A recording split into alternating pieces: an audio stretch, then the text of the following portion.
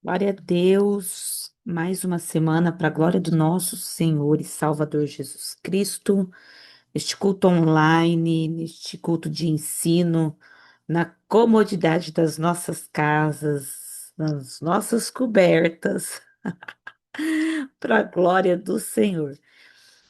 Todo tempo é tempo de buscar o Senhor, de conhecer o Senhor, e hoje nós estamos aqui reunidos como igreja, online, mas no mesmo espírito, no mesmo foco, conhecendo e avançando. Nós vamos hoje falar sobre a armadura do intercessor. Estamos no módulo de intercessão profética. Tem ainda alguns assuntos para falar. Não será um módulo extenso, eu acredito que mais uma aula, hein, gente? Mais uma aula a gente finaliza esse módulo. Vamos entrar em um novo módulo aí, em nome de Jesus. E essa apostila já está disponível para você que quiser adquirir. Depois eu vou compartilhar lá no grupo. O valor dela é R$ 15, tá bom? É obrigatório? Não, não. Mas você que gosta de ter material, já vai ter apostila, tá bom? Vamos orar, apresentar o Senhor. Pai, muito obrigado por este culto online, por esta aula. Muito obrigado por este momento. Te damos graças, te louvamos, bendizemos o teu nome, Pai, porque o teu nome é bom, o teu nome é santo. Obrigado pela tua presença, obrigado pela tua fidelidade, obrigado pela tua grandeza, Senhor. Obrigado, Jesus, pela tua graça sobre nós. Nos prepara, Senhor, para este tempo. Fala conosco e revela ao nosso espírito e ao nosso coração a tua vontade em nome de Yeshua. Amém, amém, amém. Amém, queridos? Bom, baseado em Efésios 6:17, nós temos que ter uma armadura espiritual, não só como cristão, mas principalmente como intercessor. Por qual motivo e circunstância que muito intercessor ele apanha espiritualmente? Porque ele vai para uma guerra sem armadura própria. Imagina uma guerra formada. Imagina um campo de batalha. E você aparece nesse campo de batalha com short, camiseta, chinelo de dedo e flores. E aí o general de guerra fala: vai para o combate. Mas o teu adversário, ele está armado, ele tem canhão, ele tem fuzil, ele tem. Você apanha só no primeiro passo. Porque dependendo da arma que o seu adversário usa, te atinge aonde não tem o quê? A armadura. Então, a armadura, para nós, ela é necessária para nos proteger na guerra. Qual que é um dos maiores erros dos intercessores? Os intercessores, eles têm medo de comprar uma batalha de oração, uma batalha de intercessão e de apanhar por ela. A pergunta é, pastora, se eu entrar numa campanha de oração, numa batalha de oração, numa guerra de oração, eu vou apanhar? Não. Se for intercessão, não. Por quê? Porque na intercessão você não apanha. Na intercessão você bate de frente. É a colisão, é aquilo que eu falei na aula passada.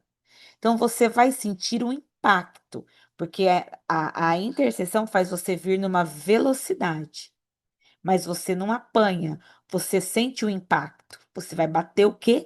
De frente. Pastora, se eu orar, se eu entrar na brecha por uma pessoa que não é para eu orar, eu vou sentir? Eu vou apanhar? Pode ser que sim, porque pode ser alguém que o Senhor está tratando. Eu vou abrir aqui a Bíblia em Efésios 6:17. Diz assim, ó.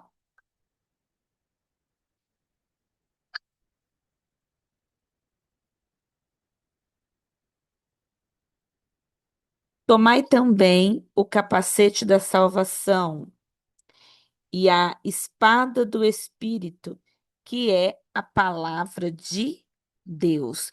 Então, aqui fala de duas vestimentas que faz parte da nossa armadura, tá? Pois eu vou ler os outros. O primeiro é o capacete da salvação. Por que que todo o intercessor, principalmente aquela pessoa que ora pelos outros, tá?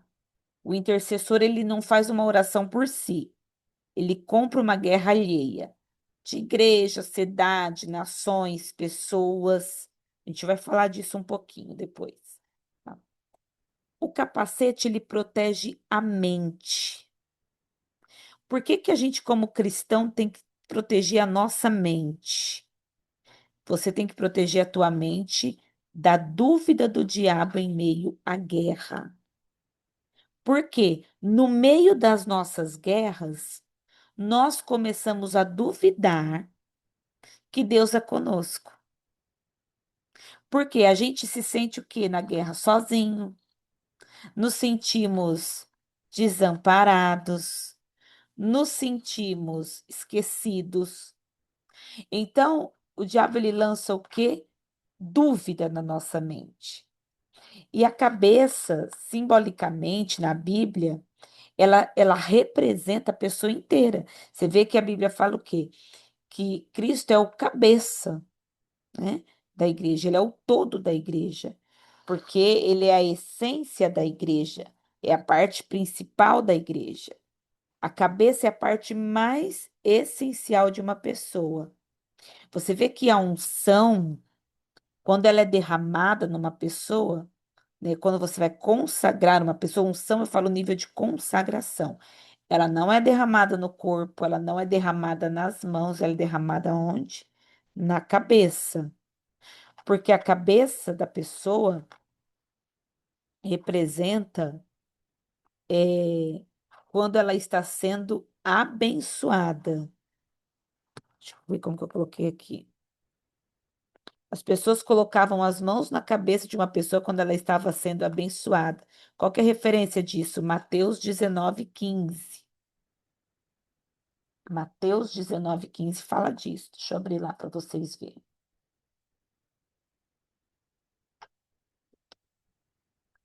Por isso que é importante, queridos, vocês entender que não é todo mundo que tem que colocar a mão na sua cabeça, tá? Tem gente que não pode ver um profeta que põe a cabeça debaixo da mão deles. Cuidado, cuidado.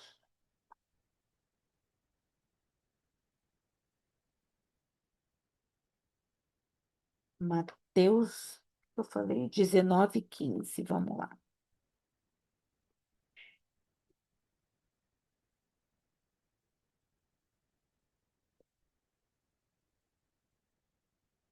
Ó, e tendo-lhes imposto as mãos, partiu dali. Jesus, quando abençoa as crianças, ele impõe as mãos às crianças, tá? Então, a cabeça ela representa o lugar onde nós recebemos a bênção. Só que maldições também caíam sobre as cabeças das pessoas. Eu não sei se você sabe, mas o portal de maldição na nossa vida é a cabeça. Vamos falar assim, se alguém te lançar uma praga, aonde que essa praga vai cair na sua vida? Qual que é a parte do seu corpo? Sobre a sua cabeça, porque a sua cabeça dá comando para todo o corpo. Vamos pensar numa situação assim: alguém lança uma maldição nas suas mãos. Ela não vai instalar nas mãos, primeiramente. Ela vai instalar onde? Na sua cabeça. A cabeça vai ser o portal para suas mãos receber, tá? Boa noite, Jacira Paz. Boa noite para todos, queridos, que chegaram. Onde que fala que as maldições caíam sobre a cabeça? Gênesis 49:26. Livro de Gênesis 49. versículo 26. As bênçãos de seu pai excederão, as bênçãos de teu pai excederão as bênçãos de meus pais, até a extremidade dos outeiros eternos. Elas estarão sobre a cabeça de José e sobre o alto da cabeça do que foi separado de seus irmãos. Então, a bênção e a maldição vinha sobre onde? Sobre a cabeça. Você vê que Gênesis 3,15, Jesus ele faz o que? Ele esmaga a cabeça da serpente, não é o corpo, é a cabeça. A maldição, ela é cessada pela cabeça. Quando Jesus destrói a serpente, ele fala o quê? Qual que é a sentença? Esmagará a cabeça da serpente. Ele dá um golpe grave e irrevogável. Ele essencialmente o destrói completamente. Então a gente tem que proteger a nossa cabeça espiritual, tá? A todo custo, colocando o quê? O capacete da salvação. E por que que eu falo uma cabeça espiritual? Porque nós temos um corpo espiritual. Esse mesmo corpo físico que você tem um corpo também espiritual. E onde começam os ataques? No seu corpo espiritual, tá? As setas vêm no seu corpo espiritual. Esse corpo espiritual, se a gente fosse falar, ele seria a tua alma. A tua alma, ela não é um vento. A tua alma, ela é a tua pessoa, só que de forma espiritual. Então, quando você recebe algumas setas, elas são lançadas aonde? No teu corpo espiritual. Mas como que eu sinto no meu físico? Porque o teu corpo espiritual não aguentou. E o teu físico o quê? Sentiu a pancada, sentiu o ataque, tá? Então nós temos que estar protegendo a nossa mente da dúvida que paira sobre nós, de que nós vamos perder na guerra. Fala também da couraça da justiça. A couraça é aquele peitoral, como se fosse um peitoral romano, que protege o quê? Os órgãos vitais do nosso corpo, né? Protege o coração, protege todo o seu tórax aqui. Sempre que entramos no campo de batalha, Satanás tentará perfurar nossas áreas mais vulneráveis. Portanto, Deus nos arma com a couraça da justiça para impedir Satanás de um golpe fatal. Então, quando nós nos apropriamos da couraça da justiça, é para quê? Para que nós venhamos nos defender, ficar protegidos mesmo. Essa justiça é a santidade e a perfeição de Deus que vem através da morte e ressurreição de Jesus na cruz. Por isso que Jesus toma o nosso lugar, ele oferece uma cobertura de justiça para bloquear os ataques do diabo do nosso coração e da nossa alma. A couraça da justiça é o que nos dá santidade. A couraça da justiça, ela protege o que? O nosso coração. E a Bíblia fala o quê? Que do nosso coração sai o quê? A nossa vida. Guarda o teu coração, né? Tem coisas, querido, que quando nós vamos amadurecendo na fé, a gente tem que começar o quê? Aflorar o discernimento. Porque quanto mais maduros nós vamos ficar na fé, mais profundos serão os ataques. Porque quando nós vamos amadurecendo na fé, o diabo ele não vai te bater para te derrubar. Porque se você é um cristão maduro, você é um cristão que dá fruto, você é um cristão que conhece a palavra, os golpes do diabo vai ser para te matar. Não vai ser para te derrubar, para te entristecer. Então, qual que é o nosso procedimento como cristão maduro? Nos armar dessa armadura, vestir essa armadura. Para quê? Para que a gente não venha ficar triste com qualquer coisa, para que a gente não venha se enfraquecer nas situações, porque tem coisas que acontecem dentro da igreja, do corpo, né, que nos aborrece, que nos entristece, que nos desanima. Agora imagina eu e você como crente, Ficar vendo situações que desanima, que aborrece, que enfraquece a fé. Tem coisa que enfraquece a nossa fé. Tem coisa que é desgastante, tem coisa que desgasta. A gente vai vendo isso, o que que vai acontecendo com a gente? Nós vamos desanimando. E quando a gente vê, a gente está dentro de uma igreja que é um lugar de batalha, um lugar de combate, completamente enfraquecido. Porque a estratégia do inferno é nos enfraquecer. O diabo, ele quer nos enfraquecer, porque ele não quer te matar na primeira. Primeiro ele te enfraquece, depois ele te destrói. Então, cuidado. Tem coisas que tá chegando no teu coração, por quê? Porque você não está vestido da couraça da justiça. A Bíblia fala que a nossa armadura também ela tem uma espada.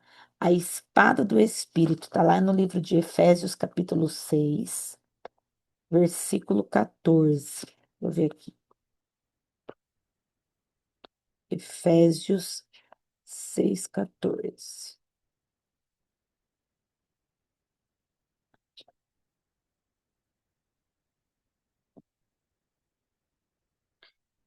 Porém, estáis firmes, tendo cingido os vossos lombos com a verdade, e vestido a couraça da justiça, e calçado os pés na preparação do evangelho da paz, tomando sobretudo o escudo da fé, com os quais podeis apagar todos os dardos inflamados do maligno. Então, primeiro ele fala o quê? Da espada do Espírito. A espada é algo essencial para a guerra, porque é a espada que destrói todos os ataques do inimigo contra a tua vida. E o que que é a espada do Senhor na nossa vida? É a palavra do Senhor na nossa defesa. Não adianta você conhecer a palavra. Conhecer a palavra até o diabo conhece. Mas qual que é a estratégia de guerra? Usar a palavra de Deus para a sua defesa. A palavra tem que te defender. Por isso que para usar a espada do Espírito, você tem que estudar a Bíblia. Você tem que conhecer a Bíblia. Porque tem coisas que nós estamos cobrando, às vezes, do Senhor. Ai, Deus, o Senhor não faz, o Senhor não age. Mas Deus está falando assim: por que que você não está com essa espada na mão? Usa ela. Desembanha essa espada.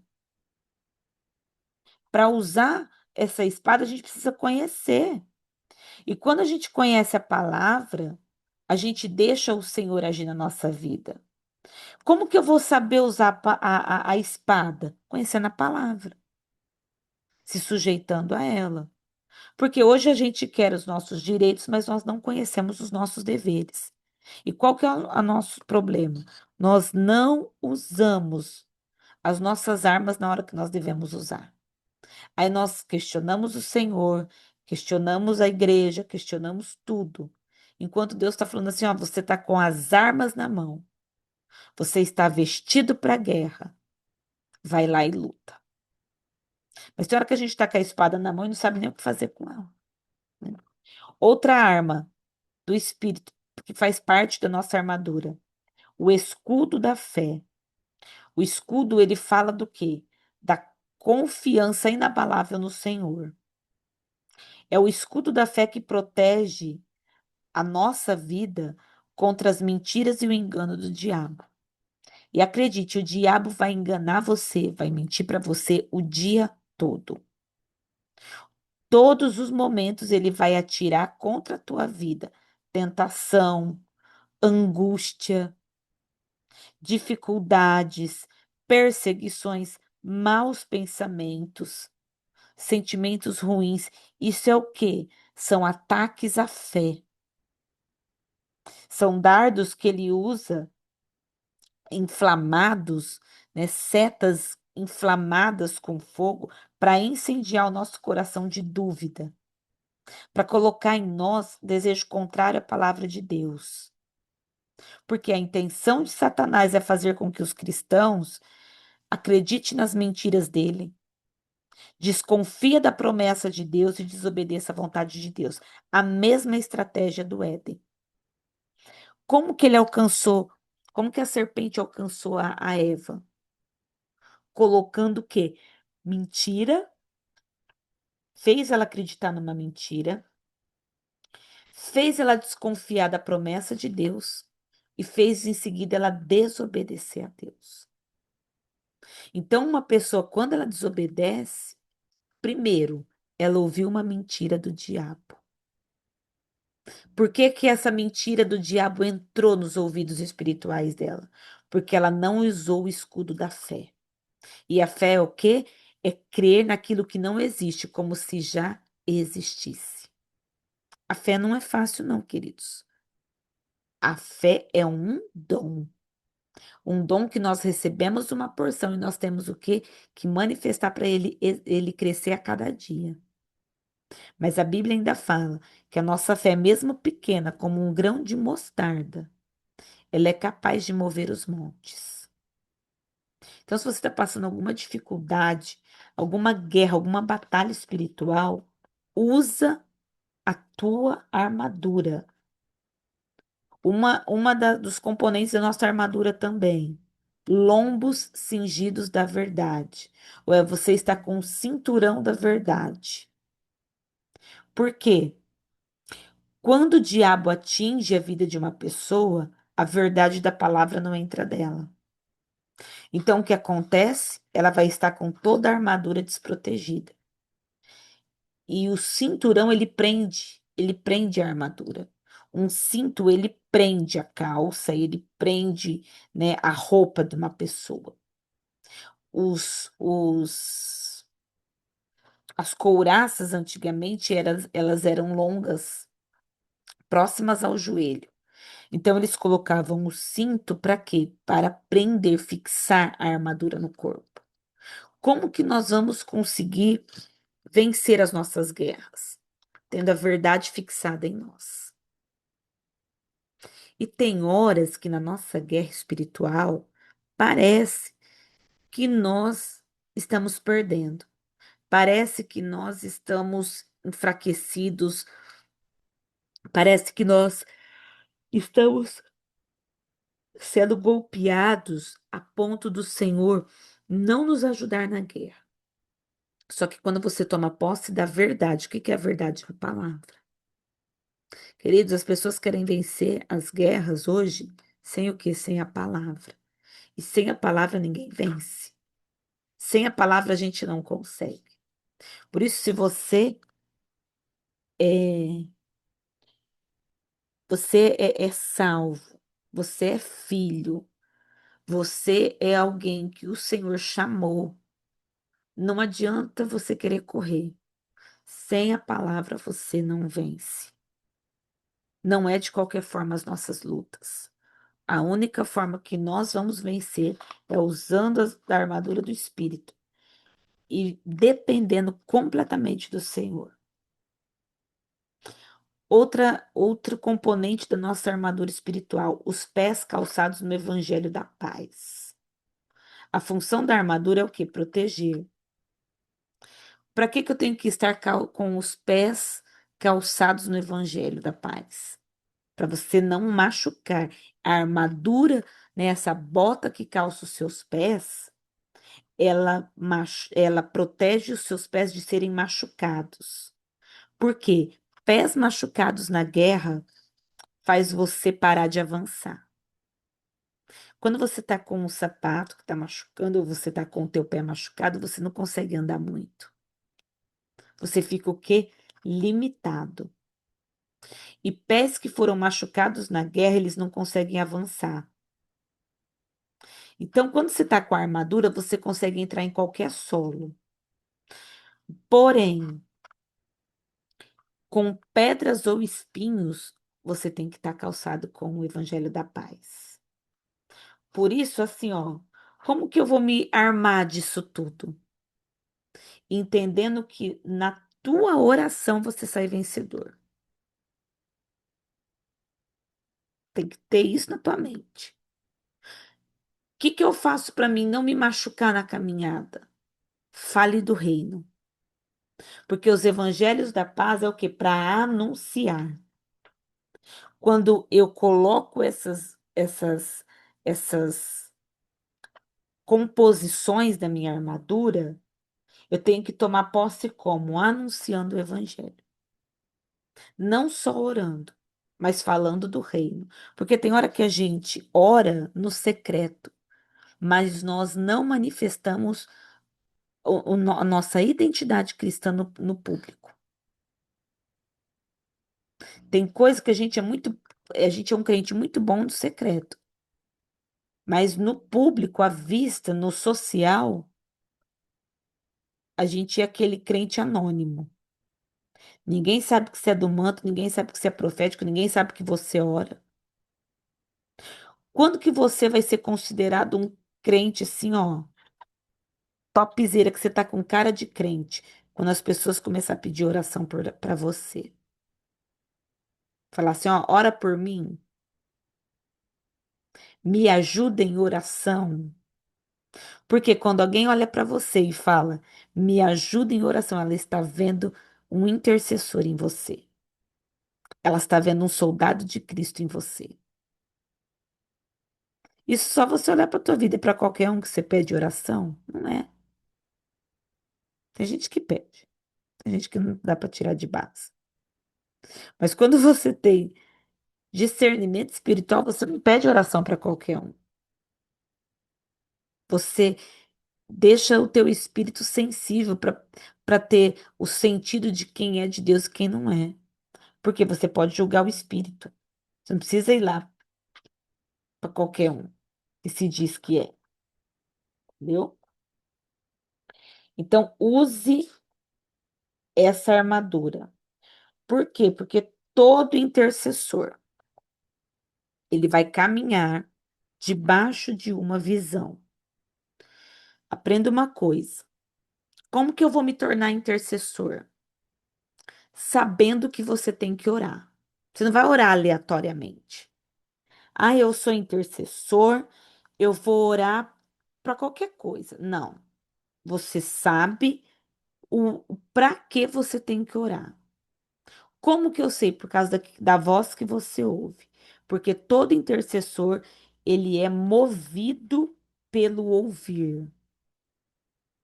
E quando ele ouve, ele segue uma direção. Então aprende uma coisa, quem não anda numa direção, quem não anda numa visão, anda em divisão. Tem gente que não quer andar debaixo da visão do líder. Cuidado, que as tuas orações começam a não ser respondidas. Tem muito crente dentro da igreja que não tem a oração respondida, por quê? Porque ele não anda na visão do líder. Pastora, mas eu não concordo com a visão do líder. Eu não concordo com a visão do meu pastor. Senta e tenta entender a visão dele.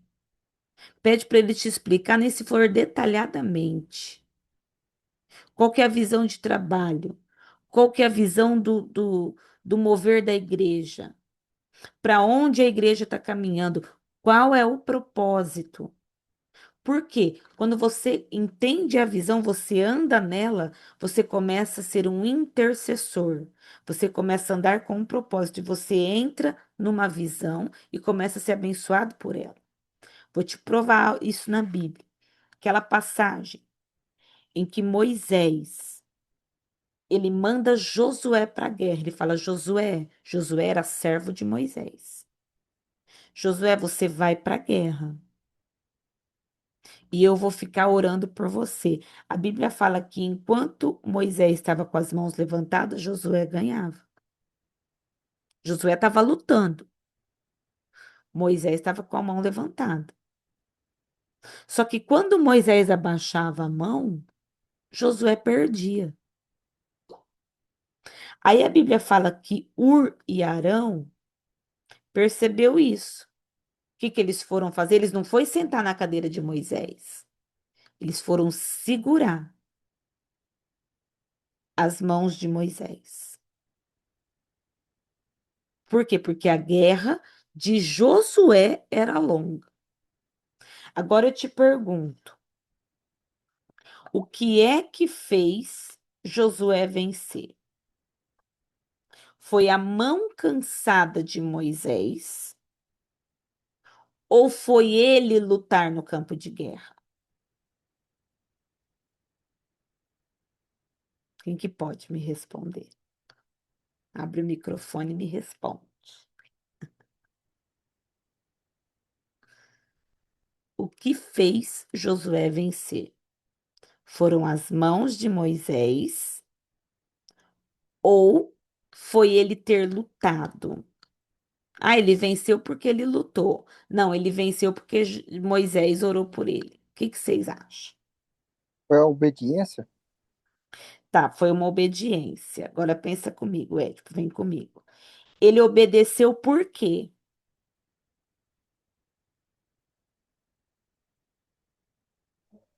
Eu acho que ele obedeceu porque ele estava na mesma visão do profeta. Porque se a gente não estiver na mesma visão do profeta, a gente cai. Por mais que você ache que você está certo. Porque eu acho que o diabo, ele é sujo. Ele sempre a gente não está na mesma visão. E a Bíblia fala que a gente tem que estar sempre na mesma visão do nosso líder, que são os nossos pastores, e a gente não pode ficar argumentando muitas coisas. Por isso que eu aprendi o quê? Que seja bom ou seja ruim, eu tenho que fazer minha parte, tá na mesma visão. Eu não tenho que criticar, tenho que baixar a cabeça e fazer. Entendi.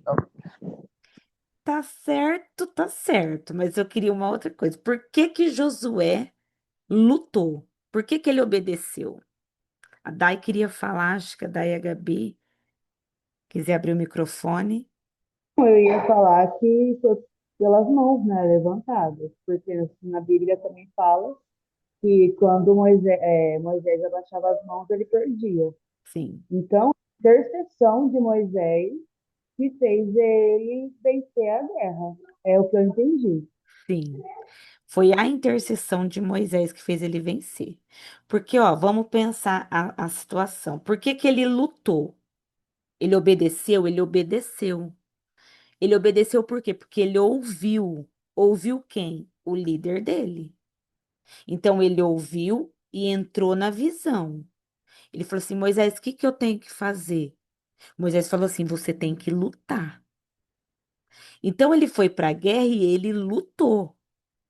Ele lutou por quê? Porque ele ouviu e entendeu a visão. Só que o grande detalhe é, enquanto Moisés orava, estava com a mão levantada, ele ganhava. Quando ele abaixava as mãos, que as mãos dele cansavam, ele perdia. E aí eu vejo, queridos, isso na realidade da igreja de Cristo hoje. Tem gente que está dentro da igreja fazendo, lutando, mas está o quê? Perdendo. Por quê? Porque o intercessor, porque o profeta, aquele que levanta as mãos, pode estar com a mão cansada e não está tendo que sustentabilidade, não está entrando na visão. Porque ali no campo de guerra, Moisés, Josué, Arão e Ur se tornaram um só. Qual que é o nosso problema? Tem hora que a gente está com guerra e começa a perder, a gente começa o quê? Criticar. Ah, não tá valendo nada essa igreja. Meu pastor é fraco. Minha pastora é fraca.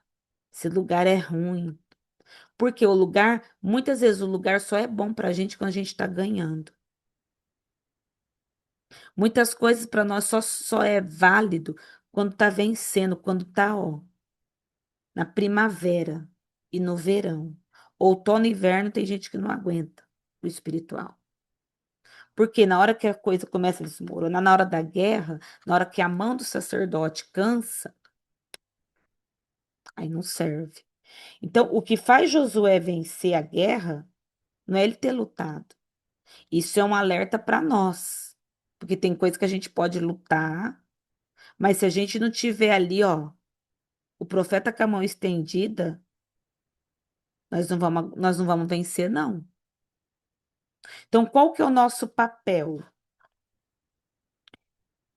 Primeiro, ouvir o líder, porque foi o que Josué fez, ser treinado por ele, tá? Ser preparado por ele e sustentar a visão. Peraí, ô Moisés, você está cansado? Eu não posso parar de lutar. Então é movimentar o corpo. Vamos ver o que que o corpo vai fazer. Peraí, tem alguma coisa enfraquecida na minha igreja? O que que o corpo vai fazer? O que que a igreja vai fazer? Vai deixar acabar? Vai colocar a culpa no pastor? Vai colocar a culpa nisso? Vai colocar a culpa no irmão? A igreja está acabando por causa do fulano. A igreja está acabando porque. Não. Não é hora da igreja se levantar e entrar no todo no campo de batalha, porque Josué estava fazendo uma parte ali, mas Moisés também estava fazendo a dele. E quando todo mundo começou a fazer a sua parte, eles começaram a ter vitória, unidade. Isso é unidade. Pessoas na mesma guerra, fazendo coisas diferentes, mas com só propósito. Então a intercessão, ela é muito pesada, ela é muito, muito pesada na nossa vida. Uma pergunta que já me fizeram e eu vou trazer. Quem que ora pela igreja? Um membro, ele pode orar pela igreja?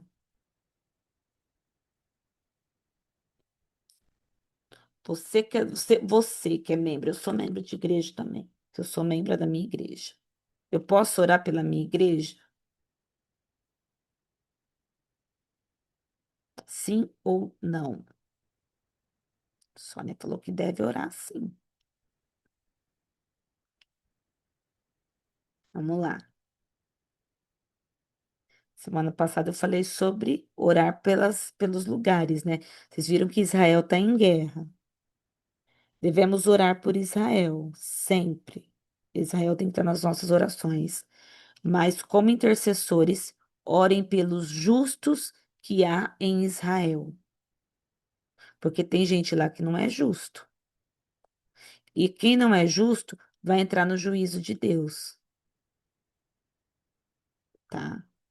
Então, assim, não é orar pelo todo da cidade, é orar pelo justo. Devo orar pela minha igreja? Devo. Devo apresentar a minha igreja como membro. Aí, como que nós oramos pela igreja? Senhor, como membro do corpo de Cristo, eu apresento os meus irmãos, apresento a minha igreja, apresento os departamentos da minha igreja, abençoo a minha igreja, declaro libertação sobre a minha igreja, declaro mudança, um novo tempo, palavras proféticas. Se você for intercessor profético, que você sabe o que Deus quer fazer na igreja, ora para aquilo que Deus quer fazer na igreja. O que que é o intercessor profético? Ele entende o que Deus quer fazer. Tem hora que Deus está fazendo limpa na igreja. Aí o intercessor vai orar, o que que ele faz? Senhor, como membro do corpo de Cristo, eu peço que o Senhor passe limpando toda a imoralidade da minha igreja, todo, toda falsa religião aqui dentro, todo espírito de religiosidade, todo espírito oculto aqui neste lugar. Você vai orar por limpeza. Mas o pastor da igreja, qual que é o nível de oração que ele faz? Ele apresenta os problemas da igreja. Ele apresenta a causa da igreja. Ele apresenta o corpo, a dificuldade, os pecados da igreja. Senhor, a minha igreja está tendo infidelidade. Senhor, a minha igreja, ela está tendo problemas de adultério. Minha igreja está tendo problemas, ó Pai, de imoralidade sexual. Na minha igreja, o Senhor está tendo problema de falta de compromisso com o Senhor. Ele começa a apresentar o quê? Os problemas. Por quê? Por causa do nível do sacerdócio. Devemos orar pela cidade? Devemos. Orar como pela cidade? Pelo justo da cidade. Mas quem que pode orar pelo todo da cidade? O prefeito da cidade. Só ele tem autoridade para orar, abençoando, denunciando os pecados e quebrando maldição da cidade. Por isso, queridos, que política passada, o inferno teve a maior manifestação sobre o nosso país, né? Por isso que se levantou esse espírito, essa perseguição política, essa corrupção para tirar um presidente que elevava o nome de Deus. Eu não estou falando de partido, eu não estou falando de direita ou esquerda, eu estou falando como uma visão espiritual política. Tínhamos um presidente que exaltava o nome de Deus. Tem os defeitos dele, como todos têm, mas ele exaltava o nome de Deus. E entramos num governo onde o nome do Exu é exaltado, onde a macumba é exaltada, onde antes de subir a rampa foi chamado pai de santo para lavar a rampa do plenário com pipoca. Então, por que que o diabo ficou furioso?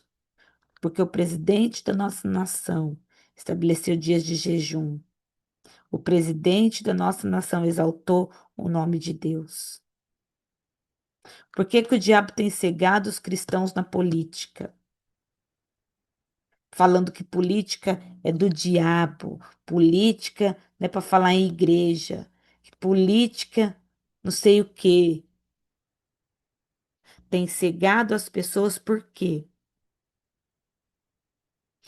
Para que o cristão ele venha ter aquela mente fechada de que crente não tem que se envolver com política. Tem sim. Porque se não tiver um crente para orar lá pela tua cidade, quem é que vai orar? Quem é que vai se colocar na brecha da tua cidade? Se não tiver um prefeito, um vereador, se não tiver alguém lá no conselho tutelar, se não tiver alguém lá no legislativo da sua cidade, quem é que vai se colocar na brecha? Porque para uma cidade ela ter efeito de intercessão, para nossa intercessão valer dentro da nossa cidade, o que que tem que acontecer? Todas as igrejas tinham que se unir em uma só, chama Torre de Vigia, tá? E orar pela cidade, esquecendo placa, esquecendo denominação, cargo e função. Mas qual que é o problema? Hoje os pastores dentro da cidade eles disputam. Se vai fazer um negócio desse, eles ou não vão querer fazer porque eles querem ser exclusivo, não se mistura com a gentalha, ou eles vai começar o quê? Puxar a sardinha só pro seu lado. Porque eles não sabem ter unidade. Vê que os crentes às vezes brigam com os crentes. Os crentes não brigam com os ímpios, eles brigam com os crentes. Aí, em vez de ter uma torre de intercessão, começa a ter o quê? Altares de adoração ao ego. Ídolos ministeriais. Aí a minha igreja faz, a minha igreja faz. Obrigação a sua igreja fazer. E a igreja não é sua, é de Cristo. A igreja é de Cristo. Então nós perdemos essa percepção, tá?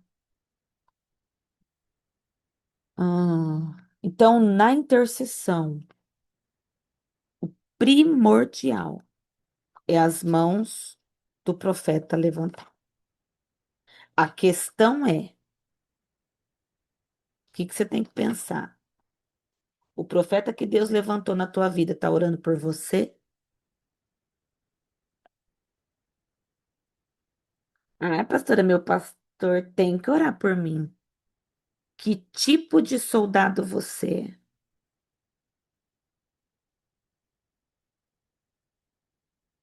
Porque às vezes o teu pastor nem sabe que você está na guerra. Porque você aparece na guerra de chinelo, de dedo e short e camiseta. Você é descompromissado com a guerra. Como que você quer que teu pastor levanta tuas mãos para você? Que tipo de crente que você é? Eu falo e repito, falo mesmo, irmãos. O povo não gosta. Tem gente que vira a cara, tem gente que sai, não vem na igreja mais por causa das coisas que eu ensino, que eu prego. E eu tô nem aí, porque eu só tenho medo é da mão de Deus, do homem não. Mas eu não oro por qualquer um. Meu WhatsApp, se vocês pegar, tá ali, ó. 200.000 pedidos de oração. Eu não sou macumbeira. Eu oro quando Deus manda eu orar. Isso é pra gente de fora e isso é pra gente de dentro. Eu faço só o que Deus manda eu fazer. Porque como que eu vou orar para uma pessoa que é descompromissada? Como que eu vou orar para alguém que é infiel? Como que eu vou orar para alguém que está sendo lixado por Deus? Não dá. Eu não entro mais na guerra dos outros, não. Deixa eu ver aqui. A Sônia tinha mandado uma pergunta. Deixa eu ver aqui que eu já esqueci, Soninha, tua pergunta. Eu vou finalizar. Semana que vem eu termino com pilares da intercessão, tá? Responder as perguntas que teve aqui no nosso grupo. Qual é a preparação para ser um intercessor? Para você ser intercessor, igual eu falei, acho que na aula um, tem que ter adoração, você tem que ser um adorador. Tem que ser adorador, por quê? A adoração vai te fazer parecido com Cristo, tá? Deixa eu ver o que eu coloquei aqui, mas eu esqueci. Os três. Tem que ser adorador, tem que acreditar no profético, porque tem crente que não acredita em ato profético. Você tem que acreditar. Tem gente que não acredita em unção. O que que é o ato profético? A unção com óleo. Porque tem coisas, eu vou ensinar isso na aula que vem. Tem coisas que Deus vai pedir pra gente na intercessão, gente. Se você não tiver ligado no profético, você não, você bango aí, você não usa arma de guerra. Então você tem que acreditar em coisas proféticas, em atos proféticos, né? Ungir com óleo, o que mais que tem de atos proféticos? Que eu já fiz, mergulhar, né? É, jogar uma pedra num lugar para demarcar que era meu, sabe? Coisa que o Espírito manda você fazer. Tem coisa que ele vai mandar você fazer e você vai ter que fazer, porque você tem que acreditar. Você tem que ser adorador, tem que acreditar no profético e tem que ser uma pessoa de oração. E o intercessor, ele não ora, Sônia, por aquilo que ele quer. Ele ora o que Deus quer. Ele começa a ter uma intimidade com Deus e Deus começa a trazer ao coração dele aquilo que ele quer fazer na igreja. Então ele começa a orar por isso. Você não ora por você, você ora pela vontade de Deus. Você sai de cena e entra a semana e entra a vontade de Deus em cena. Semana que vem eu vou para uma conferência profética. Ai, que delícia. Curte por mim lá, hein? Eu acredito que todos nós somos chamados para ser intercessores, tá? Você perguntou, existe um chamado para ser intercessores? Todos nós, porque todos nós temos que ter uma vida de oração. E quando você não vai orar por uma coisa, queridos, é por outra. Então todo mundo tem que orar, tá? Deus está à procura de alguém para se colocar na brecha, para que ele não venha trazer juízo em determinada situação. Não, às vezes não é o juiz ele executa, tá? Mas o que que acontece? A gente entra na brecha para a pessoa ser chamada para o arrependimento. Porque a pessoa vai ter a consequência. O que que é o juízo? É uma consequência. Ela vai ter a consequência do que ela fez. Mas ela vai ser desperta para o arrependimento. Então, por que que a gente entra como intercessor? Para aquela pessoa despertar da cegueira, para os olhos dela se abrir. Aí aqui a Lohane perguntou, pastor, existe diferença de intercessão? Sim, existe 4 níveis de intercessão. Falei na aula 1 também, tá? Súplica, que é a minha necessidade, aquilo que eu preciso.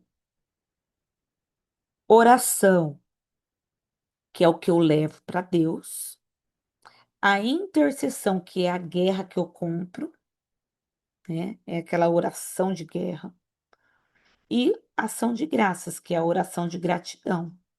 Então, existe diferença sim em intercessão, tá bom? Mais alguma pergunta, queridos? Nós vamos finalizar por hoje. Semana que vem a gente finaliza esse conteúdo em nome de Jesus.